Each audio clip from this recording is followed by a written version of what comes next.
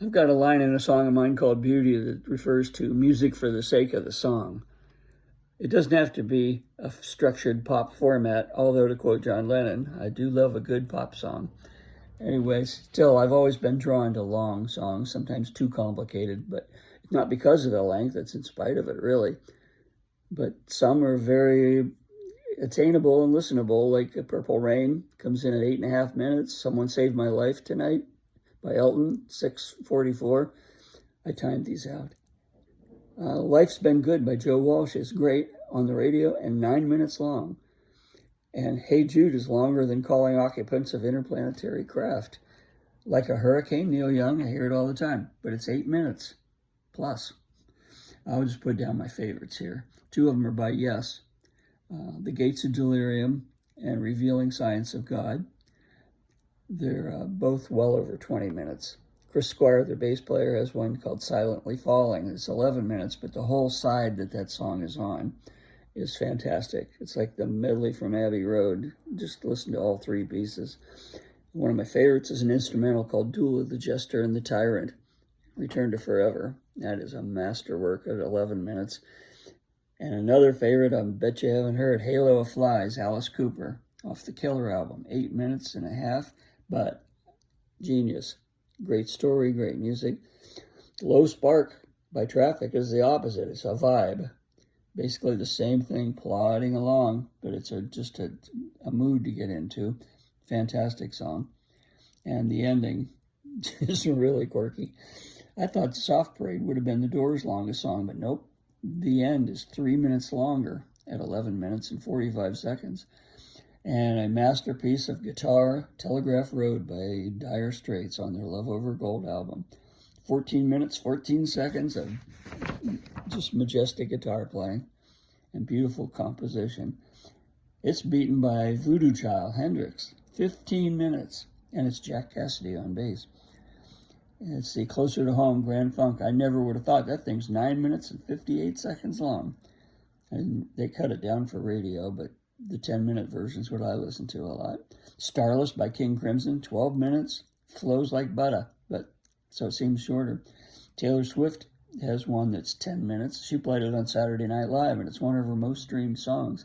Dylan has two that are over 17 minutes. I've never heard the second one, Highlands, but the most recent was Murder Most Foul. Inagata-Davida is one people think is the longest song ever at 17 minutes, but the granddaddy of those is Thick as a Brick, Jethro Tull, 43 minutes and 50 seconds, and it's a masterpiece.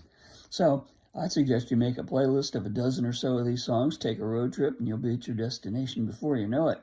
And for honorable mention, some to check out that are long, Golden Earring, especially the Moontan album, Queen, Dire Straits in general, King Crimson, Emerson, Lake and Palmer, Procol Harum, Joni Mitchell, and the Allman Brothers. So get you some long songs. And then go to The Letter. It was 1 minute and 47 seconds long by the Box Tops. That's a quickie. I miss vinyl albums a lot, especially liner notes, picture sleeves, inserts. But even with streaming, I still like messing around with sequencing. I think that's the flow of an album is kind of important. And I like to make mixtapes and CDs and now streaming playlists. The flow, I think, might be the way I would like it. Not necessarily the artist, but killer opening track to me has always been important. I think the ultimate best opening track to set the tone for an album was Cinnamon Girl on Everybody Knows This Is Nowhere. Even though the rest of the album has all sorts of different songs, it sets just a great vibe for the whole album. And the Beatles did it constantly with Back in the USSR on the White Album, title song for Sgt. Pepper's, title song for Help, title song for A Hard Day's Night. What a great way to start their albums. And I've found one album, I actually resequenced it literally backwards. And it was Madonna's Ray to Light. And I knew the songs were great, and I just didn't like the flow. So it's the one and only time I've ever done it literally backwards, from backwards to the end to beginning. And I listen to it all the time that way still to this day. And there are some remixes I added to it. Might as well go for some other really good opening tracks and see if anybody agrees. Crosby, Stills and Nash, Sweet Judy Blue Eyes. Aqualung. How about Paint It Black opened Aftermath, the Rolling Stones album, and Brown Sugar opened Sticky Fingers. So You Want to Be a Rock and Roll Star opened Younger Than Yesterday for the Byrds. Robin Trower's Day of the Eagle, killer way to start the Bridge of Sighs album. Badfinger's Just a Chance is a terrific rocker to open their Wish You Were Here album. My Favorite Mistakes one is Sheryl Crow's Best Rockers, and it opens her album, The Globe Sessions, with a bang. I like Till Tuesday's Welcome Home album opens with a single that was a pretty good size hit called What About Love, and Amy Mann's solo first album, Whatever, opened with a killer song called I Should Have Known. The Doors did it with Morrison Hotel. They opened with Roadhouse Blues.